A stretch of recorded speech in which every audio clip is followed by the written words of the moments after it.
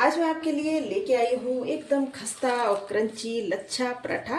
और आप देख सकते हो पराठे की एक एक परत इस तरह से अलग अलग हो रही है। चलिए बनाते हैं लच्छा पराठा।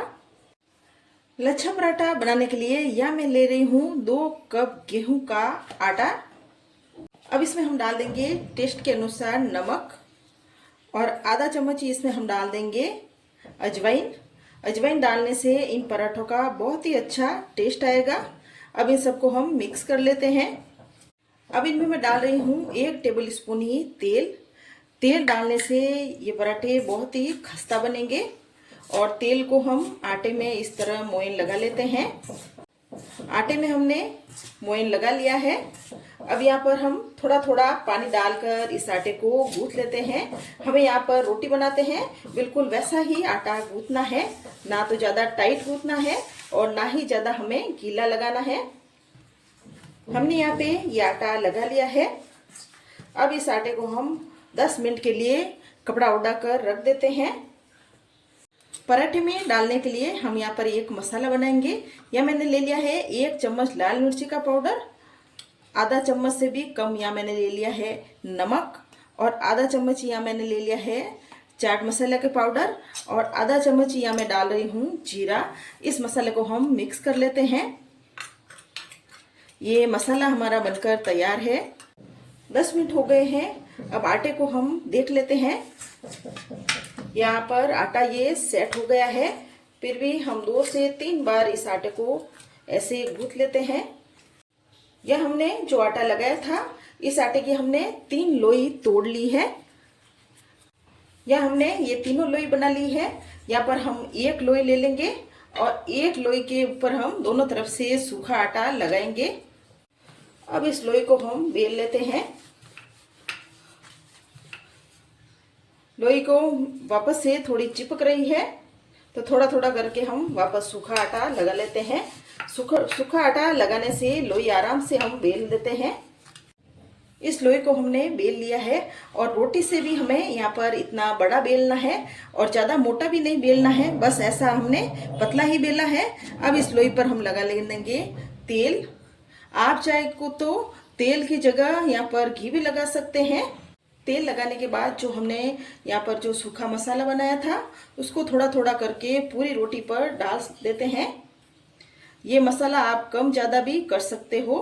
अगर बच्चों के लिए बना रहे हो तो इसमें आप लाल मिर्ची कम भी डाल सकते हो। मसाला डालने के बाद हम 2 चुटकी जितना ही इसके ऊपर डालेंगे सूखा आटा। अब इसके ऊपर हम डाल देंगे हरा धनिया। हरा धनिया डालने के बाद हाथ से एक बार हरा धनिया को हम ऐसे दबा लेंगे। दबाने के बाद हम रोटी को फोल्ड करेंगे। पहले हम आगे की तरफ लेंगे, फिर बाद में हम पीछे की तरफ लेंगे और इस तरह से रोटी को हम दबाते जाएंगे। वापस से हम आगे की तरफ लेंगे और वापस हम पीछे लेंगे। बस इस तरह से ही रोटी को हम दबाते जाएंगे और आगे पीछे हम करके रोटी को फोल्ड करेंगे।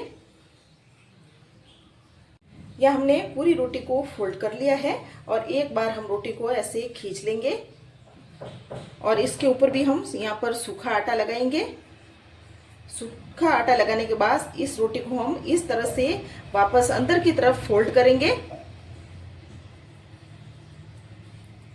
और ऊपर से भी ऐसे दबाते रहेंगे। और ये जो बचा हुआ पीस है इसको हम अंदर की तरफ ऐसे दबाएंगे और वापस हाथ से ऐसे ऊपर प्रेस करेंगे। यहाँ पर हम वापस सूखा आटा लगाएंगे दोनों तरफ से। अब इस पराठे को हम बिल्कुल हल्के हाथ से बेल लेते हैं।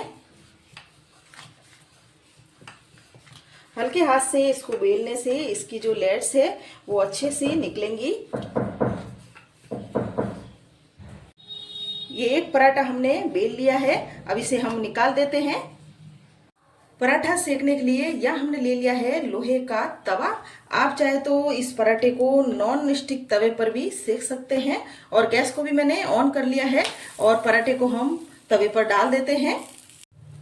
गैस को हमने यहाँ पर मीडियम आंच पर कर लिया है। पराठे को हम मीडियम आंच में ही सेकेंगे। पराठा नीचे से सिक गया है और पराठे को हम पलट लेते हैं। अब इस पराठे पर हम लगाएंगे तेल। आप चाहे तो इस पराठे पर बटर या घी भी लगा सकते हो। एक बार वापस इस पराठे को हम पलट लेते हैं और हम इस तरफ से भी तेल लगा देते हैं। जैसे जैसे ही पराठा सिक रहा है, पराठे की जैसे ही परतें जैसे अलग अलग दिख रही है। इस पराठे को हम 2 से 3 बार इस तरह से अलट पलट करते रहेंगे और इस तरह से हल्का हल्का हम प्रेस भी करेंगे, जिससे कि पराठा अच्छी तरह से सिक जाए। अलट पलट करके पराठे को दोनों तरफ से हमने सेक लिया है और आप देख सकते हो पराठे की एक एक परत इस तरह से अलग अलग हो रही है और पराठे का बहुत ही अच्छा कलर आया है। और इस पराठे को हम निकाल देते हैं। या हमने ये सारे पराठे बना लिए हैं और आप देख सकते हो एकदम ऐसे एक एक परत पराठे की अलग अलग हुई है और बहुत ही खस्ता पराठे बने हैं। इन पराठों को आप बिना सब्जी के भी खा सकते हो।